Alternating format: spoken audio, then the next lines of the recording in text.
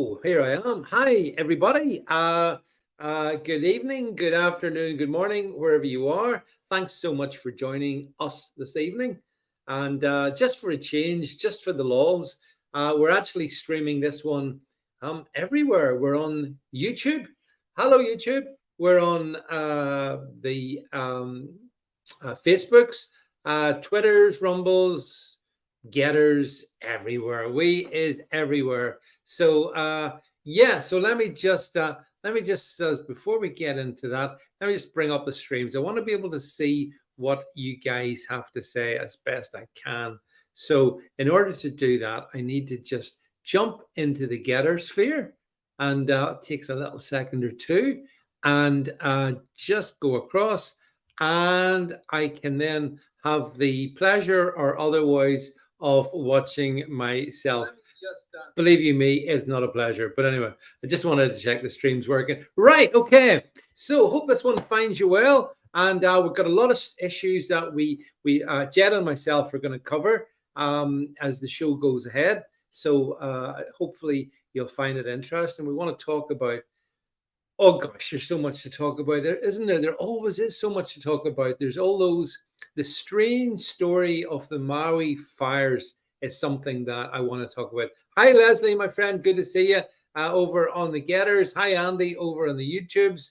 I'm going to try and, wherever you come from tonight, I'm going to try and see if I can see you. Yeah, so we're going to go through all those different topics, Good evening, Villan82 as well. Thanks for being here. Now, the thing is that I wanted to do a little session before we get into the main body of the podcast on I entitled this Independence. You see, I was thinking about this. I am a very independent-minded person. I work on the basis that I'm happy to, work with people. That's all fine, but ultimately, I am my own person, and I always have been. Now, there was a story in the press which I don't think we get a chance to get to in great detail with Jed, but it concerned. It's concerns. You may have seen it. A BBC presenter in the form of Mr. Stephen Nolan, the BBC's fifth highest paid presenter. He's on 400 grand. Hi, D. Good to see you. Spiver as well. £400,000 a year. I think he's on, probably plus. And he's got himself into some trouble, or at least so the story goes, insofar as I understand that, well, the allegations in the national press are that he's been a bit of a naughty boy, sending inappropriate images to those who work for him.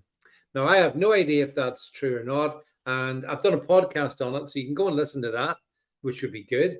But it got me thinking about the fact that, it's not that long ago since I would have been on the likes of the Nolan show. It's not that long ago since I was on the TV version of it, since I was on the radio version of it. I remember all that. I can remember still to this day being in and out of the doors of the BBC in Belfast and sometimes in London to talk about different things. There you go. There's the podcast. You can see it. Where is it? Here. Just here. And Stephen Nolan becomes the biggest story in the country, but he doesn't talk about it. That's weird, isn't it? So anyway, I used to do all that stuff. And then around about 2016, all the invites stopped just like that. Just like that. You're not going to go, you're not doing any BBC shows on any part of the BBC network. Now, why do you think that happened? I'll tell you why. I'll tell you why that happened. Because back in 2015, 2016, my views weren't that different to what they are now. I was pretty vehemently opposed to illegal migration. I was a big supporter of Brexit. I was a big supporter of, Donald Trump. I was pretty not happy about Islam. Let's put it like that. And those were some of the topics that I would have been pretty unrelenting on. And I believe those views were not acceptable to the BBC. And because of that, basically there was a round robin went round, and it was said, don't let him on. Don't let him come on. He won't play the game. He doesn't go to the same media parties. He doesn't know how to play, play the game. Yeah, I didn't know how to play the game. I didn't want to play the game, and I still don't want to play the game. So you won't see me on the BBC. You won't see me on Sky. I used to do all those programs. You won't find me on channel radio platforms like LBC. No. I was banned from everywhere across the UK. All the mainstream media banned me. And still that applies, because you don't find me in GB News now, do you? You don't find me in Talk TV now, do you? Why do you think that is? Aren't these new, brave, alternative platforms there to provide voices for people like me? Am I too old for them? Well, I'll be ages. So, I mean, but yeah, so I don't distinguish between actually any of them. The fact of the matter is that the media as you listen to it, I don't want voices like mine. I'm pretty uncompromising. Why should I compromise? I'm not interested in compromise. And so the only place that I can get my voice out is on platforms like this one, wherever you're watching this, and even on Facebook and on YouTube. I'm able to say some stuff. On some of the other platforms like Rumble, like Getter, I can say a lot more. On platforms like Twitter, well, you see, I've got real problems with Twitter at the moment. And by the way, if you are watching this on Twitter, do me a favor, see if you can drop a comment below. Just say hello, whatever it is. Just do that, if you will, because I want to know if you can, if my comments actually show anymore or not. So Leslie says, at least you don't have to lie. No, I won't, Leslie. That's the thing. I'm no saint. Don't get me wrong. I'm no plastered saint here. But don't. Yeah, my comments on Twitter are limited. Yeah. So so what's happening with me on Twitter is that if you leave comments, they're restricted basically. So hello, our friend Donny Girl. Donny Girl, we're going to talk about Hawaii, so stick with me if you can. Aloha. So on Twitter, yeah, I'm being under huge censorship, huge suppression, down boosting, all of that there's going on Twitter. So thanks, Elon, for all the free speech. I really appreciate it. And Linda Yasserino, gosh, you're wonderful. And I'm sure all the Twitter advertisers will love the way you're making sure you're introducing your essentially Twitter version of ECG for them, so that people that are not welcome. Hi, David Miller, by the way, good to see you. And also I saw John Lagan as well. Hi, John, good to see you as well. So this is the only place you can find me. Of course, the other place you can find me is davidvance.net. Davidvance.net, that's where all the daily podcasts go. That's where all the articles go. That's where everything goes, basically. So please make sure you do click on it and you do check it out, because it's a free space for me. I'm able to say things. So without the censorship of Twitter, Facebook, and YouTube coming down on my head. So I just want to let you know that, and I hope you do realize that that I'm very happy to plow my own ship. I don't want to be part of anything else. I'm not even. People talk about in our sphere, the movement, the alternative movement. I'm not even really part of that. I'm a completely independent person, and I judge issues, and I won't be told. I won't be told. Oh, if you're going to be part of the alternative, media, let's call it, then there's certain things you've got to accept. You got to sort of bow the knee to. No, I won't. Oh, Donny Girl's over on the YouTubes as well. Donny Girl, you're across multiple platforms tonight, and cheers to you. Yes, that's right. Dan says intelligence agencies are using full spectrum dominance, so their agents are all over alternative media. They really are, Dan. And that's, I guess, my problem is that I I think they know that I'm not one of them. And that's why, I'm kept well outside the salons of the alternative media as well, by and large. Now, to be fair, I do appear in other places. For example, in a couple of weeks' time, over on Unity News Network, I'll be on with. Let's get this one right. See if I can get the date for you so that you know where it is. I'm going to be on with. Let me just get the information here. Yeah, Jackie, obviously my friend Jackie Devoy. Yeah, sorry, Friday, August the 25th at 7 p.m. Unity News. I'm on with Matt Letitia and Leilani Dowding. So I join them and Jackie on that night. So do tune in to that, and you can see me then. So I am happy to. John says. Hellhouse says, can't leave a comment on Twitter as it says you've limited the chat. No, John, Twitter's limited the chat.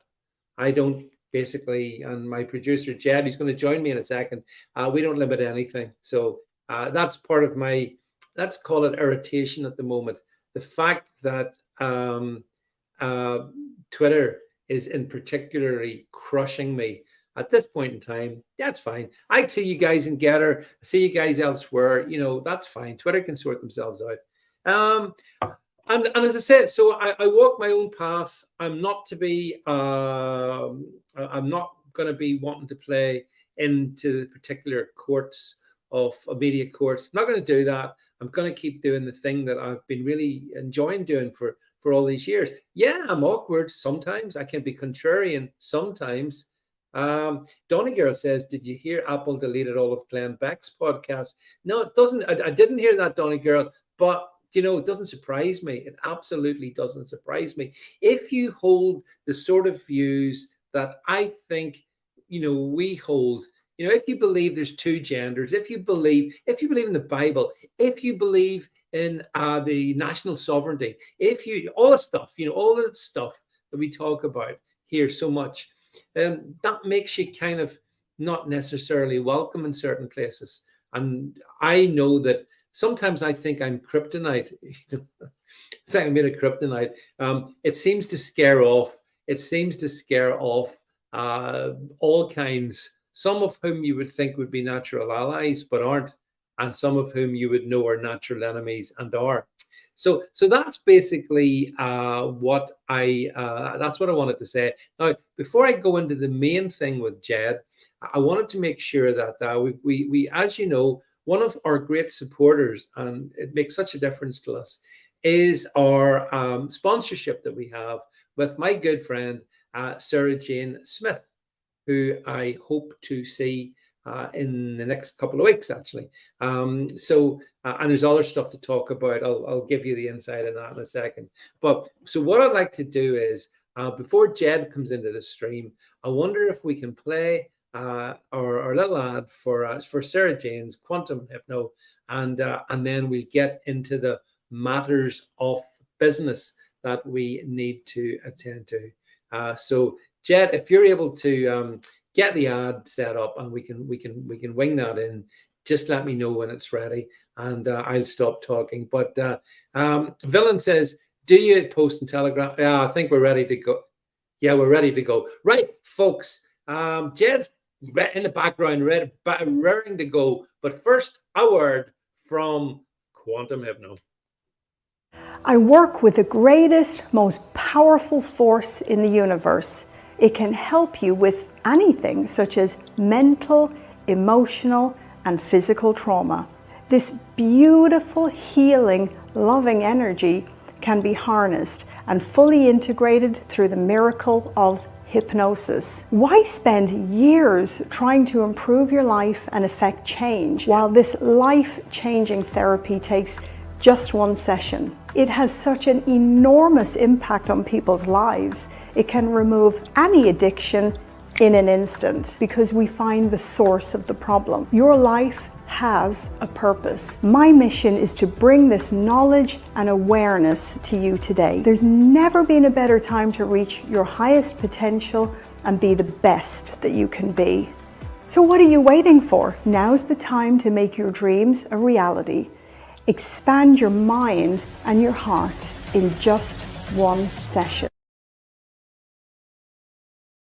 There we go. Quantum Hypno. There's the website. Make sure you visit it. Make sure you check out Sarah Jane and the service that she provides. Okay, right. So having got the preamble out of the way, hi Emma, by the way, thanks for being on the show. There's been a lot of fires recently, haven't there? A lot of fires, and that's of course because well, we live in the age of what's it, global boiling? We're all being boiled alive, apparently. If Jed wants to come into the show, I wanted to ask him, Jed, tell me, how's the global boiling going in your neck of the woods? I tell you what, it's that boiling, David. I've actually got trench foot. Right. You know how you get trench foot, don't you? But yeah. I've actually got trench foot. It's been that boiling.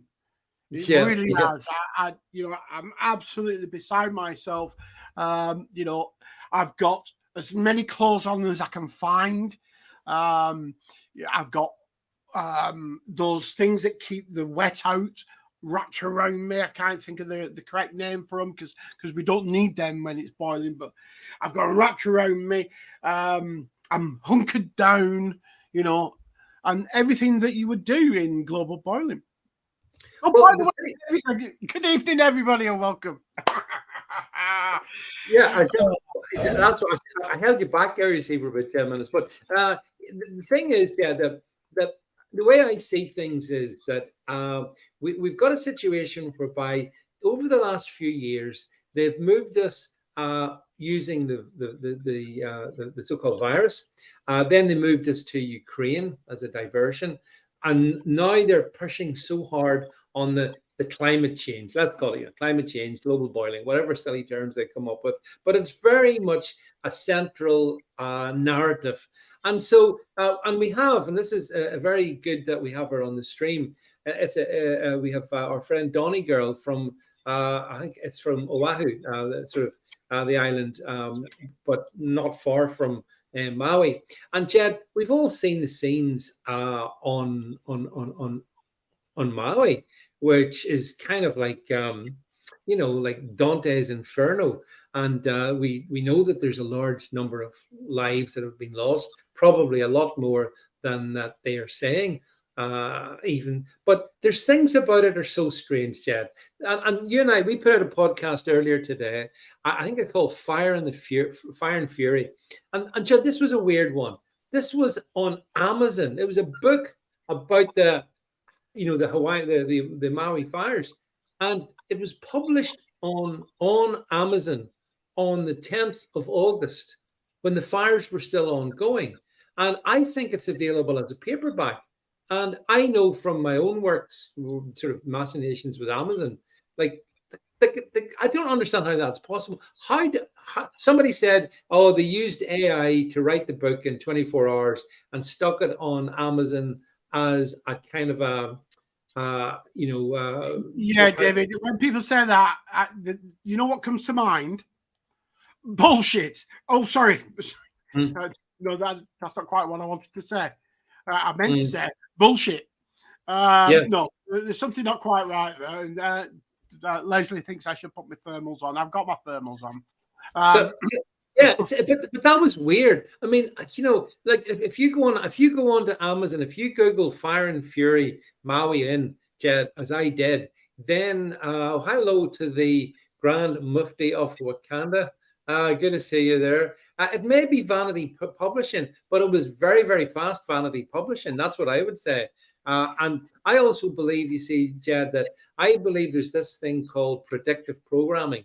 They tell us what they're going to do just before they do it. But usually it's like, for example, there's a movie in 2011 about this virus that escaped, which incredibly. Yeah, it is. Firstly, sorry I haven't got a photo tonight, Leslie, but you never know. You might see the real thing in the next few weeks, but we'll see. But I've just got this, David, and remember, we're in the era now, not of global warming, but of global boiling.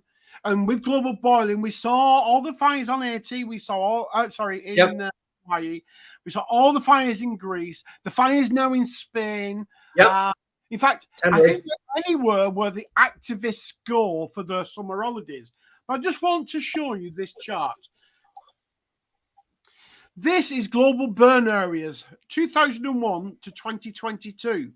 So if the world is on fire, it's not as on fire as it was in 2010 or in 2001 or 2004 or 2007. That's weird. How can that be? It's weird, David. It really is weird. Now, I just want to put this in context. I hope it's the next screenshot because it's on my other screen. But no, I'll just put that in context. That's what we're actually seeing, David. The world is burning. It's not. What we're seeing is a drop in burner acreage, but what we're actually seeing is a 400% rise in media hysteria over it. Yeah. I didn't have these ready, David. I didn't have these clips ready. I had these in the bank for one day where we might speak about this sort of topic. But I know people in Hawaii have suffered, but there's something not right there at all. There's houses burnt and all the trees around them are fine. How do you get that? I've seen that video on your timeline, David. How does that happen? No, there is something very wrong, and I mean, there's all these and other strange coincidences. Like, for example, I think the sheriff for the chief policing guy in charge on Maui, he was the guy that was in charge of policing in LA whenever we had the very strange shooting of 50 people. Do you remember that? And it kind of was weird, never really came to any conclusion, just lots of people got shot. He was the guy, and now he pops up all these years later, and he's in Maui. So I find that strange. I've heard speculation, and no one wants to speculate in a ghoulish way, but the fact of the matter is that, people mention weapons of direct energy weapons being used, which, Chief, that's right, Donny Girl, the police chief. Yeah, he was there in LA. Sorry, in LA. Yeah, and he was there in Vegas. Yeah, and now he's in Maui. I'm sure that's just total coincidence. And the other thing is, are these weapons of direct energy weapons? They do exist. I've heard people say, "Oh no, that's just a conspiracy theory." That's not a conspiracy theory. The military have these. No, the thing is that what caused it? I don't know. I'm not saying yet I do. But like you said, and I see the comments here, people find some of those images from Hawaii of houses destroyed, but trees not. Very strange, and it is strange. It's strange, David. It really is. It's almost like Sunday. You see, it is possible if you have an intense fire for the fire to be that intense. It actually doesn't catch fire to things around it because it burns all the fuel, quite quickly. Now, what can do that? If you have a home on fire, yes, the temperatures are absolutely through the roof. Well, literally through the roof. Not to a pun. But the bottom line is, what happens then is things around it heat up, and as they heat up, they get to the point where they spontaneously combust. But I'm not seeing that in Hawaii. What I'm seeing is rows of houses completely destroyed to the razed to the ground, yet the tree in the back garden is absolutely fine. Well, I pay a lot of attention to Donegal, who obviously lives on the Hawaiian Islands. Yeah, I'll do my best, David. Here we go. And she's saying, I think a slight typo, she's agreeing that these weapons, direct energy weapons, do exist, but this wasn't the cause. And I'm not saying, Donegal, that that it was the cause, but then again, there's other things that could have caused it. I do not think that what we see happening in Maui is any different to what we've seen happening to a degree in like Greece, Jed, or Spain. And you look at Greece. The area that burnt is the area that they wanted to put a solar farm or wind turbines. Or whatever in Corfu. In Corfu. That's right. And Yeah, I'm sure that's happening in the same area in Spain, right as we speak now. Don't get me wrong. I appreciate, Donegal is close to the point, on another island, and thank God she's safe. But she's there. She's hearing things every day on the local news, on Hawaii news and what have you. But the thing is, it just looks weird from the outside, and it doesn't match anything potentially that we've seen before. You could say, well, that's a what? Yeah, you get one-offs, etc., etc. But it's just not sitting right. And I appreciate this comment here by, I've just cut all his name off. I'll do it again. By our great friend, Republican Rocker, that up to now, I don't know about Hawaii, but up to now, all the other fires have been arson. Yeah, I think that's right. But the point is, Sky News, BBC News, whatever it is, reports the fires for the time they're blazing, and the world is on fire and the world is boiling, and more people are dying from climate-related disasters. And as I speak, I will bring this one up. More and more people are dying through climate disasters.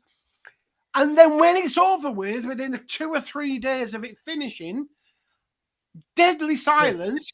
And then the police and the fire brigade and the authorities come out and go, it's arson. Exactly. It's like tumbleweed, isn't it? But look at the chart I've got up, David. Look at the chart I've got up. Yes, and facts don't care about your feelings. So you're right, Jed. All the evidence, and this reminds me of COVID, you see, all the evidence exposes what they're saying. So when you put that chart up, it's perfectly obvious that any sane person will understand that climate-related deaths have absolutely plunged over the past 100 years. By 95%, they plunged. Yeah, exactly right, Jed. Yeah, but hi, W. Logan, thanks for joining us all the way from Idaho. You're providing sort of facts, but we're being sold a narrative. That's the problem. The narrative requires that the facts that you've been showing are dismissed. That's what the narrative. Well, you see, I've had that on Twitter, David. I put these out on Twitter against those stories, and then I get, well, where's that come from? Well, actually, all right, the chart is quite clipped, but it's coming from exactly the same source that the globalists and the eco-lunatics take their sources from. So that chart, all the charts I've just shown you, come from NASA and NOAA. They are NASA and NOAA charts, but they are the ones that go against the narrative that they want to push. So those extremists, and I will call them extremists, those climate extremists, ignore them. Just like they ignore, for example, the IPCC. Nowhere in the IPCC does it say that climate-related deaths are soaring. Nowhere does it say we are global boiling. Nowhere does it say that the sea levels are rising. Nowhere does it say there are more fires than ever before. None of that is in the report.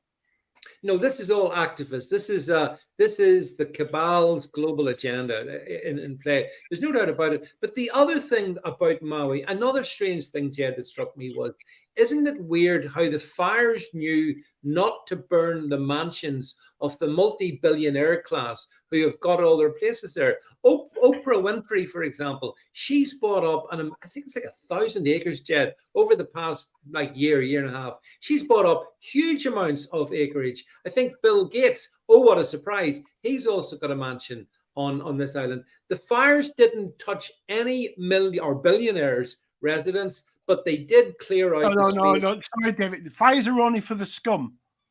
Apparently so. It's only like for the normal people. Yeah. Fires. Yeah. Good God, man. Who do you think you are? Fires don't go for the rich. Apparently not in Maui anyway. And again, and then another thing about Maui is that I understand that.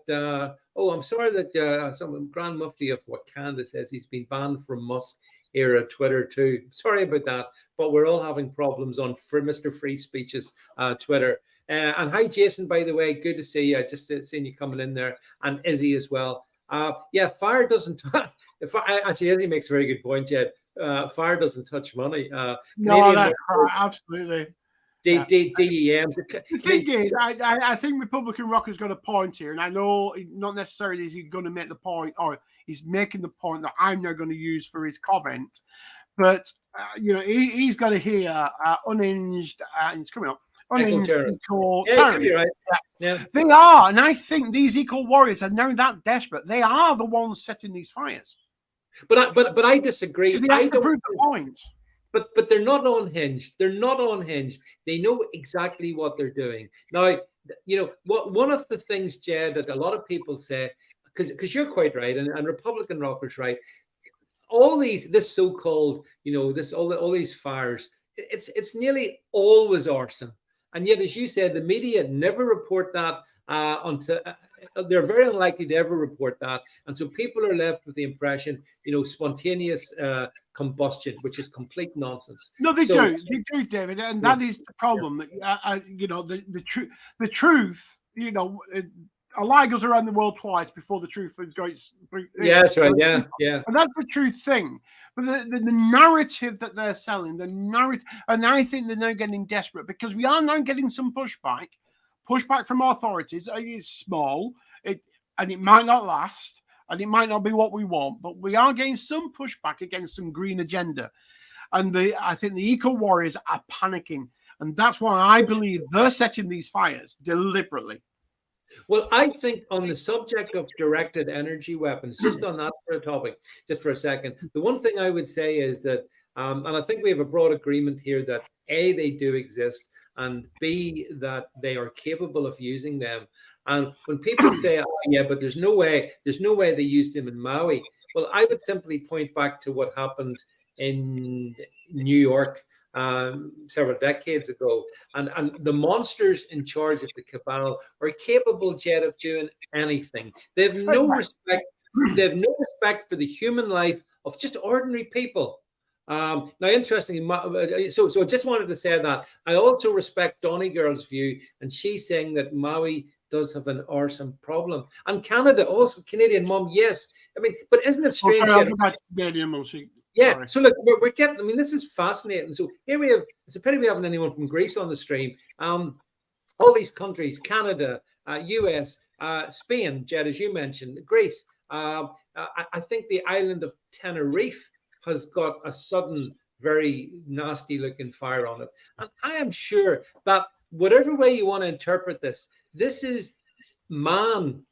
This is eco-terrorism of one form or another. Maybe we could all agree on that. Whether it's David, yeah. It absolutely is, and I think because there is no pushback, there is physical pushback against green policies, against all the taxations, against EVs, against LTNs, against ULEDs.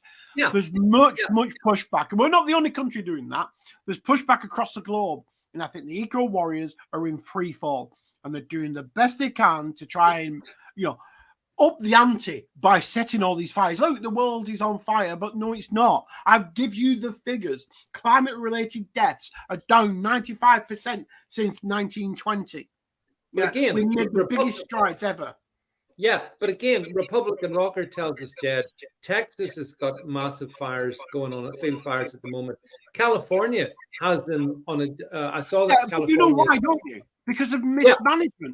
There is no clearing of the forest. And why is there no clearing of the forest? Because the eco warriors say, well, you're disturbing the wildlife. No, you're not. What you're actually doing is you are helping the wildlife prosper and flourish by keeping the forest floors free from bracken. It's the bracken that when the arsonists set on fire, it spreads like that because it's all dry, it's crisp, it's bone dry, it's dead. And that's what spreads the fire. When we had proper forest management, we didn't have that. That's what brought that figure down. Proper fire management. Yeah. But that's where you see, I think that this is where I know, this might be me going off on one, but I do see this in not just physical terms, but in spiritual terms.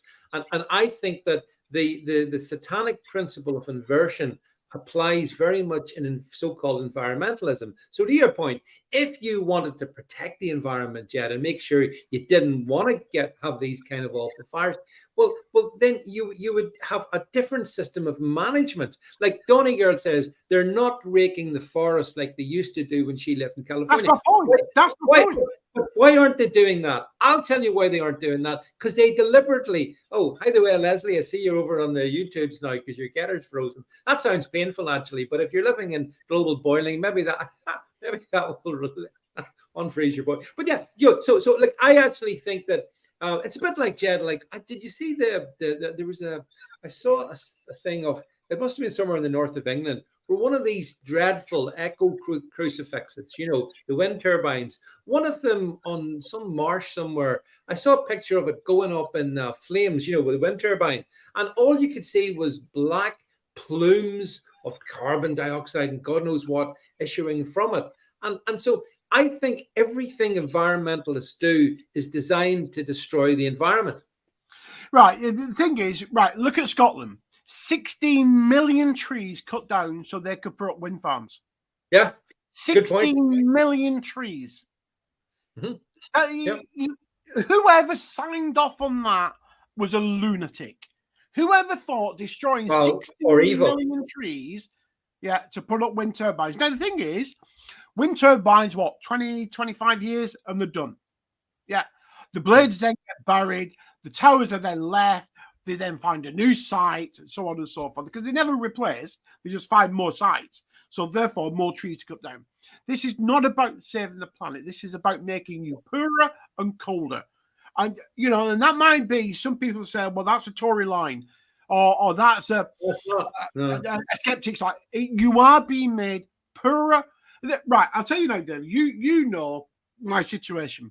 Yep. And I've looked at saving money. So the amount I pay to my energy company, literally during the summer months is just paying my bill. Now I'm only using 5. I don't know what I'll get the measurement wrong, so I'll just say 5 units. I'm using 5 units of gas, and then 330 odd, 340 odd of electric. Now, electric is just short of 39 pence per kilowatt. Gas is just short of 8 pence per kilowatt. I've gone back to boiling water for a brew on my stove than in my 3,000 watt kettle that boils water. Oh, you were saying to me, yeah. Why? Because that is going to save me shed loads of money. I've got to up my bill, up my monthly direct debit, I know, to cover me in winter. But I don't know what else I can turn off in the house to save electric. Because it's the electric. And the reason electric is so costly, 1, your overall bill has got 25% green tariffs on it. But 2, because electric price is set against the gas price. Now, if you think the gas price is X, electricity is Y, to get to Y, you've got to pay for X. Then the cost to convert it into electricity, and that's where you get Y. That's why your electric is so much. Yeah. But see, I think there's a plan behind this. They want to make energy so expensive, Jad, so that most ordinary people cannot afford it, and therefore they'll say, "But don't worry, it's all okay. We've got a great new heating system for you. It's called heat pumps." But they don't work. Don't worry about that. That's a detail. That is a detail. They are clean, they're green, and all the rest of it. And as somebody says here on the stream, there's a Canadian mom says it. She says there's nothing green about green energy, not a damn thing. You're dead right, actually. And there's nothing. Right. Yeah, but hang on, let me finish. No. There's nothing environmental about environmentalists. I take issue with the whole damn piece of it. Right. These people are using, Jed, climate in a way that, as you said, which is scientifically perverse, but to control us, to make lives hard for us. Just about, I see comments here. Everyone living in the UK knows we've got a horrible. There's been no global boil. It's been a wet. July was the wettest July, I think, in Northern Ireland for many, many decades. And I see in Canada similar comments being made. But I think they mock us. You see, when they say global boiling, and we go, "Oh no, it's not," but they know that, and this is why they're so hateful and they're so evil. They laugh at us Here's another interesting one, Jed. Yeah, you can comment on this. Republican rocker saying that his state is installing smart meters to control our thermostats. Rejected, Republican rocker. Don't go with it. Jed, would you have one of those? No. I was with an energy company, one of those that went bust. Yeah. So I ended up with British Gas as a supplier of last resort, I think they call them. And they initially, in the first few weeks, kept saying, "Oh, you have to have a smart meter." And I went, "No, I don't." And they kept sending me emails saying, "You must get a smart meter." So I rang them and I said, "If you don't stop this harassment, I will take you to court, because the law says I do not have to have a smart meter. You send me another email, I will consider it harassment." What did I get? Another email. I then rang them, and as I'm ringing them, I got an email to apologize for the email. Oh, very good. I got another email while I was on the phone telling me I have to get a smart meter. Yeah, because the whole thing about green. You talk about green, right? Yeah. If you could make solar panels from 100% reusable, recyclable material in a factory that was 100% powered by recyclables, and the transport that brought it to your house before it was fitted on the roof was 100% green, then solar energy on your roof would be green. That will never happen. The factory that makes will never be green. The materials that go into them will never be green. The transportation across the globe to here, because they're made in China, will never be green. Right. And the guy that's going to fit them on your house is probably driving a diesel van while he fits them on the roof. It's never going to be green. There is no such thing as green energy at all. It's a myth.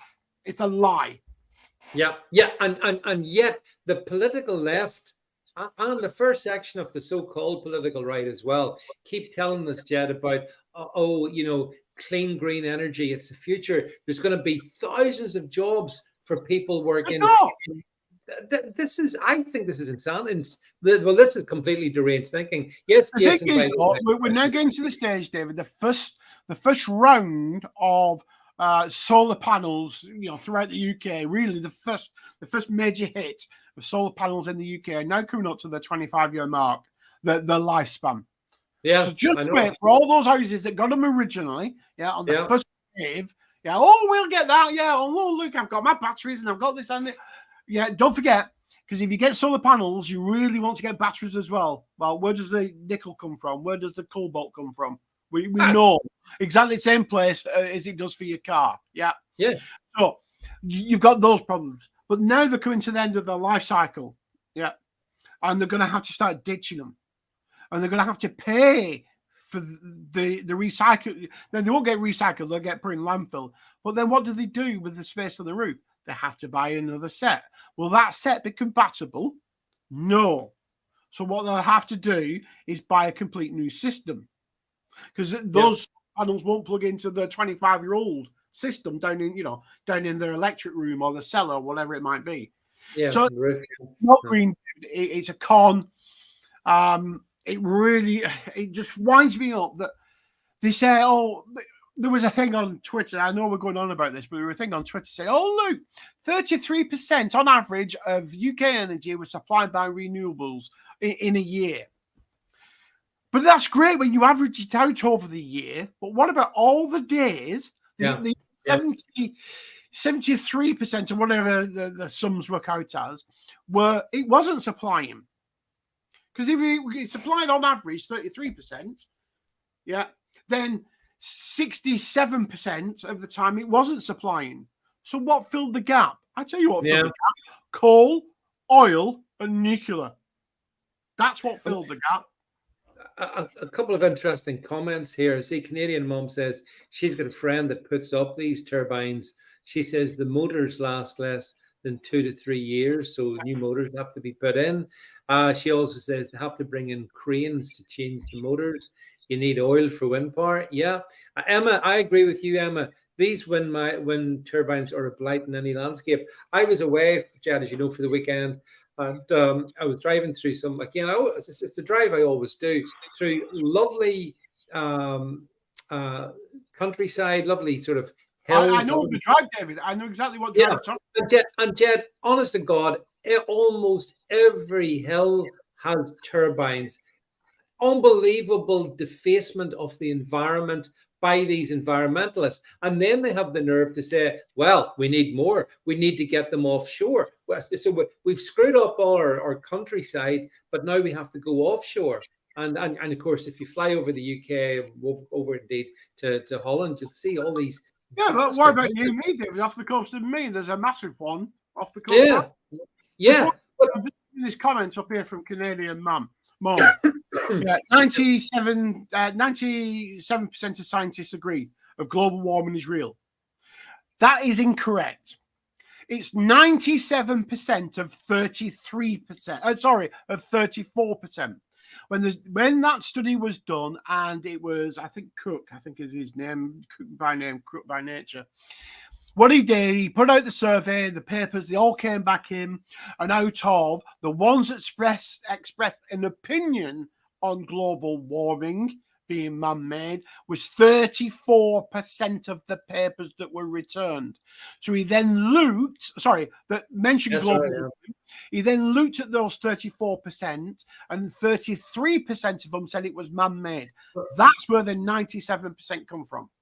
Yeah, but I think Canadian Mom's making the point that you follow the money and you'll soon understand enthusiasm, because this is where it's exactly the same as COVID. The same people who told you that the COVID treatments were 100% safe, 100% effective, are the same people, Jed, telling you that global climate change is a very real and present danger, and we mustn't think about it any further, Jed. We just have to go ahead and embrace all the things that they want. And hi, oh, by the way, hi, Nath Perno, good to see you. Nuclear is the ultimate green energy, Nath says. Yeah, I agree with you, Nath. I'm sure you'd agree as well. It really is. It is. Out of energy that can... Now, people can say, well, what about the waste? Now, I tell you now, David, know a little bit about this. The waste now from a nuclear power plant is tiny. And I mean... tiny, because it gets reused in other forms for other processes. So the actual final waste for nuclear waste is tiny. Exactly. But Jed, what do you think of the fact that the only new major nuclear power station being built in the UK down at Hinkley Point, it's being built by the Chinese? Of course it is, David. Of course it is. Because we've sold out, the globe has sold out to China.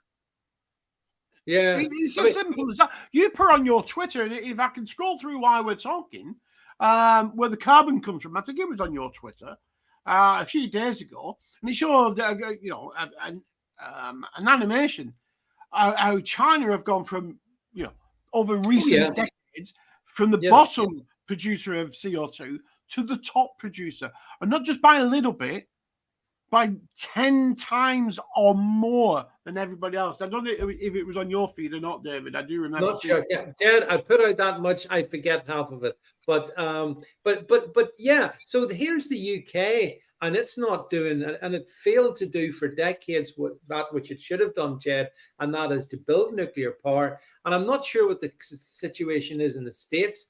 I'm not sure what it is in Canada. But I believe that, Jed, that nuclear is clean and green and managed properly is to be honest, if you want to get away from fossil, it's the only way. It is the only way. Yeah, but the problem is that the government and the United Nations and all of these institutions, they are 100% adamant that we have to get rid of gas and coal and basically go renewables with maybe a small amount of nuclear, and that is not going to work. And if I may say, one of my issues as well with Elon Musk, for example, is that the whole, you and I, Jed, have talked a lot about the electric vehicles and the total hypocrisy behind EVs, and we've already documented the details for this. But here's Mr. Musk and his Tesla. And that's doing, those Tesla cars have got to be doing a lot of damage to the environment. Yeah, that's a little moving. Yeah, we'll just let that play. But yeah, the thing is, battery or EV cars are not the future. Now, I have an hybrid. Yeah, I have a Toyota hybrid. It's absolutely brilliant. If I drive it correctly, I can get 70 miles per gallon, where it was advertised as 74 miles per gallon. So I'm getting pretty much what they advertise. But the point is, that's just a small battery. To run a car on a full battery, it must be much, much, much bigger. Now, I'm all for petrol, diesel, hybrid cars, but fully electric are not the future. Absolutely not. Because one, they're too expensive. I mean, my car, when I bought it, over 5 years ago now, was £32,000, 32 to £35,000. They're much deeper now, but to go full electric, you're talking 50, 60, 70, £80,000 or more. People can't afford that. Oh, no. Some people can. That's the plan. That's it. But the common people, the average guy, Joe on the street, can't. And that is the point. Right. You're right. That is the point. Yes, that is the point. The point is the future that the cabal has in mind for us is there'll be a small number of wealthy people who'll drive around in their fancy EVs because they can afford it. And then, Jed, a lot of ordinary people, well, you'll not be driving anywhere. That's the big conclusion I've had in the past sort of year or two, I suppose. It suddenly dawned on me, there's a reason why there's no infrastructure. There's a reason why these cars are so expensive. And the reason is most bloody people won't be using them. It's that simple. And you're right. I mean, you look at the McMaster. He bought his Porsche Taycan for £120,000. And over 12 months later, they offered him £60,000 for it. Why? Because nobody wants a second-hand EV. Why? Because you take on the responsibility of disposing of the battery. Yeah. And therefore, he still owes £80,000 on that car, so he's now stuck with it. But the vast majority of people get an electric car on a 3-year lease. And at the end of the 3 years, they give it back and get another one. Yeah. That second-hand one. Yeah. But this is the whole thing. Everything about environmentalism, the gospel of the green gospel they're trying to push, Jed, it's anti-human. It's destructive. It's nihilistic. It's going to cause misery. I know my audience is, I'm not sure what all your ages are, but if you are, let's say in your 20s or whatever, or 30s, if there's anyone that age watching me, I feel bad for how you're going to be in about 40, 50 years' time. I'm not so much worried about that, Jed, because I fear that's not going to be a problem for me. But I've got kids, I've got grandkids, and yes, the 2757, the combustion engine, Jed, was such a great thing. It gave the masses freedom. But I think the globalists hate that. They hate the fact, Jed, you can jump in your combustion engine, hybrid or otherwise, and go wherever the hell you want. They hate that. They want to stop that, and they want to control it. But you've just hit the nail on the head. Environmentalism now is not about the planet. It's not about saving this, that, and the other. It's about the eradication of the human race. Yes, that's now you're talking. Every single problem that an environmental lunatic comes out with it's the human that's at fault. Now, in some respects, we've tamed this pleasant green land that we live in. But the bottom line is the environmentalist hates you. He doesn't want you. Your environmentalists aren't having kids. Great. They'll die out eventually. But the point is, it's just stop oil. Just stop oil doesn't mean just stop oil. It means you not having a car. It means you not having plastics. It means you not having X, Y, and Z.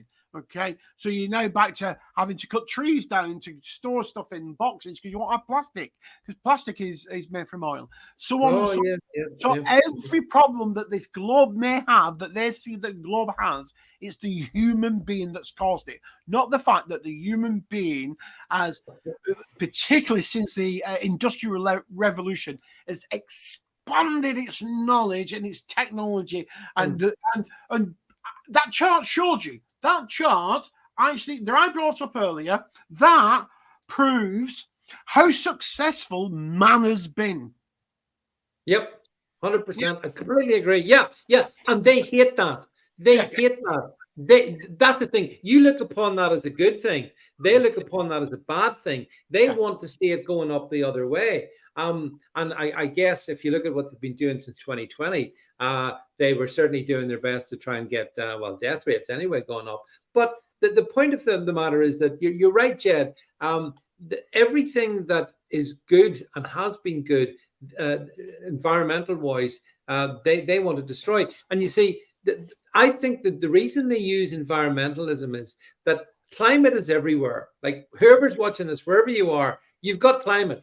So it's a bit like with COVID. If they can create this invisible global menace, well, Jed, then they can say, we have to act globally.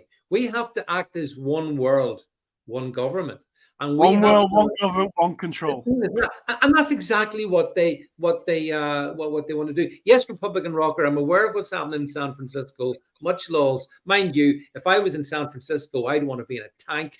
But that's also why digital currency and things like that come in, because that will be tied to your carbon credits, and therefore they'll say, Jed, you've had your 45 litres of fuel this month for your car, that you've still got. So now we're limiting. You can't spend any more money on petrol. Yeah. That's what digital currency and digital ID and all these cameras, because all these cameras that are going up, for you, Les, and what have you, are not just ANPR cameras. They are facial recognition cameras. So you'll then get charged. I know we've discussed this, and I know Jeff buys cars has discussed. Yeah. But the point is, they will start to charge you. So when you've not got a car because you can't afford one, they'll start to charge you for riding your bike. They'll start to charge you for taking public transport per mile. They'll start to charge you when you walk out your house. That's what they want. You've left your home, and therefore we're going to charge you for the miles you walk. Yeah, well, see, again, one of the telltale signs that I now look back on is I can see a lot of the towns around me, Jed.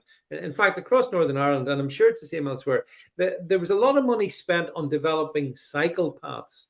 And I used to think naively, well, they're very keen to encourage cycling. That's why they've got all these cycle paths. And nobody would use them, and you still don't see any. They're not used very much. But of course, the point about it is the reason they've built cycle paths is that in the future, Jed, if you're going to travel much at all, it's going to be around your little 15-minute city, and you're going to be cycling in it. You know what I mean? So it's obvious that they are building back the future that they want us to have.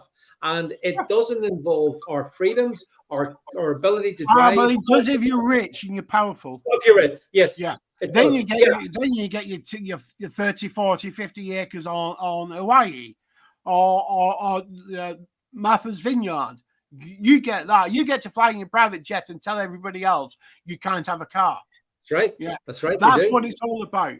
And I think actually the world is people are beginning to wake up, because people go. The question that they're often asked in polls is, do you want to have, Earth that's polluted? And they say, no. Then they take that as endorsement for LCN, for ULEZ zones. Yeah. But the question is, do you want to pay extra just so you can have a petrol car and drive it where you like? And they will say no, because they can't afford it.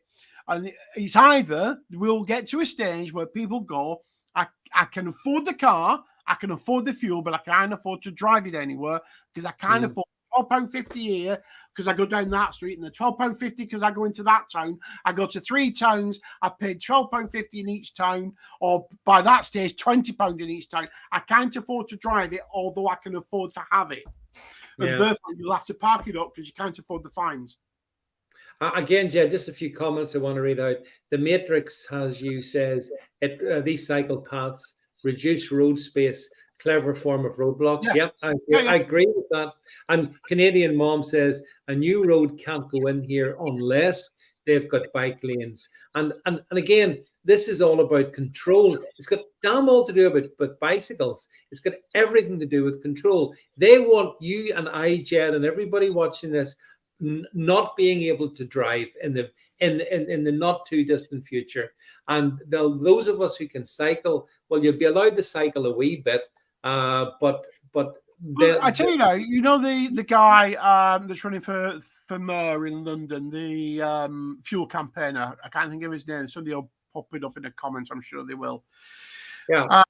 I mean, I'm signed up to his newsletter, but actually, there are things we can do with petrol and diesel right now, that stops the pollution that they, because they talk about particulates as well and things like that. There's they do, yeah. You can do with diesel and petrol right now that stops that, but they don't want to do that because that means you can still have your petrol and diesel car. And that's right. They hate the internal combustion engine, one of the greatest inventions of the last couple of 100 years. They want and the British government, I mean, Jed has said, what is it, by 2030, no more new diesel or petrol.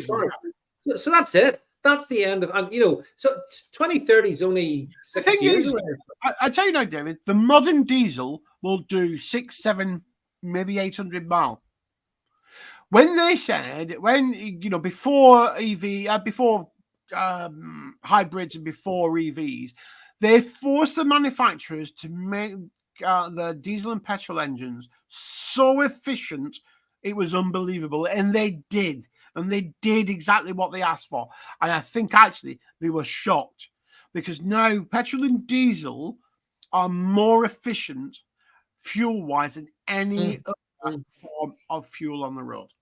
Yeah, exactly. But they hate that efficiency. And as the Matrix says here on YouTube, he says, or she, don't want to misgender you, driving equals freedom. And that's what they are attacking. Exactly. And they hate that freedom, whether it's, in terms of your vehicle, whether it's your bodily autonomy, whether it's your ability to take cash out of an ATM. They just hate freedom. And I think, and we started the topic in the show on this one, Jed, we're going to round it off now.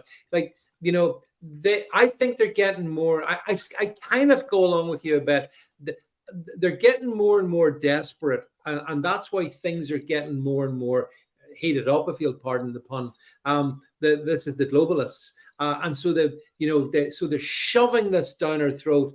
And I just hope that there's enough people with common sense, as we saw there was in 2020 in other circumstances, to stand up and say, no. And I've got to say, Jed, I'll finish it. I'll ask your comment on this one, and then we'll wrap it. One of the things that I love to see is in London. We've talked about London and, of course, the ULEZ, the ultra low emission zone, and the cameras that Sadiq Khan has put up all around London. And there's these guys. What do they call them, Jed? Not the night riders, the ultra blades or something. These are people who are going around cutting them down. That's awful. I mean, we would never condone criminality. I thought that was awful. Did you think that was awful, Jed? Yeah, I'm sorry. I can't help, but yes, I thought it was awful. The reason I thought it was awful is he couldn't have got them all down. But here's the thing. Yes, Nate, I'll say the Blade Runners, that's what it was.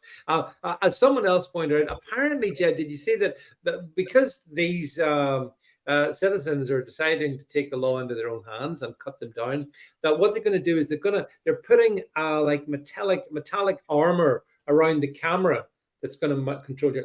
But as somebody pointed out, the flaw in that, the flaw in that other not perfect plan is, well, you can just get your, spray the lens of whatever the camera is with.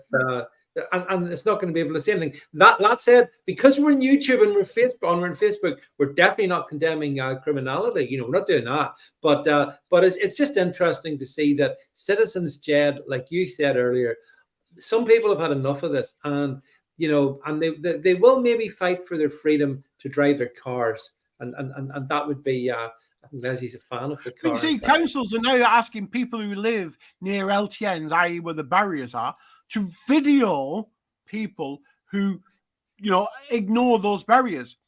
They tried that during COVID. That is not going to work, because when neighbours start snitching on neighbours, there'll be feuds. and those feuds won't end well. I'm telling you now. No, they won't. So Yes, if they ever exactly. start videoing neighbours and dobbing them into the council that they've, breached the LTN, then it's going. We will have pitched battles in the streets. Well, it's going to be interesting to see how this one goes. I think, Jed, it's such a big topic, and I know there was other topics we wanted to get round to. As always, yeah. but this is such a. I mean, this is arguably maybe the biggest topic of our times, or it's right up there. And those charts that you put up earlier, Jed, very eloquently show that the science doesn't back up anything that they say, but then it didn't justify what they were saying back in 2020 either. So we shouldn't be surprised about that. No. And so listen, folks, we're gonna bring this one. I don't know, Jed, if you have anything you want to play out. I do, Dave. I have a classic to play out on. So before we get to the play out one, Jed's going to do that. Just again, a big thank you to everyone who comes along to these shows that we do. As you know, I was off sick for a few weeks, and then there's a bit of a backlog of other guests that I had planned on. So Wednesday of next week, we'll be having Anna Redfern coming on from Cinema and Co in Wales. And Anna was absolutely persecuted during the COVID times for keeping the cinema open. So she'll be telling you her story. I'm interested to find out from her, Jed, what she thinks of the sad news that the Welsh First Minister, Mark Drakeford, plans to step down into another one leaving the ship. It's weird, isn't it? So Anna's joining me next Wednesday. So just look out for that. We've got the live podcast coming tomorrow night, so do make sure you join into you listen to that as well. And don't forget, if you want to support all the work that Jed and I do and all the content that we put out, well, then you can go to the links that we have over on davidvance.net and buy me a coffee to keep this show on the road. And a final thing, Donny girl, I know we said it last week, say it again. Obviously, all our thoughts are with you and all your fellow citizens on the Hawaiian Islands, because regardless of cause, we all look on in horror at what's happened, and we wish everyone on Maui, a speedy recovery as much as possible. Right, that's it for me, Jed. I'm now handing over to you, and I'll see you folks tomorrow. Yeah, no, David, thank you very much. And I don't know if I'll just throw this out just as I'm finishing. Don't know if people liked us being back on YouTube, and I don't know if this is going to be a regular thing, but I'll leave that up to David next time round. Right. I always end on a funny, but I came across a classic BBC, yes, BBC when it was funny, but a classic comedian. Now, if you're of a certain age, you'll remember the name David Allen. Irish comedian. I'm going to play out on a little clip from him. So thank you, everybody, and good night. Good night.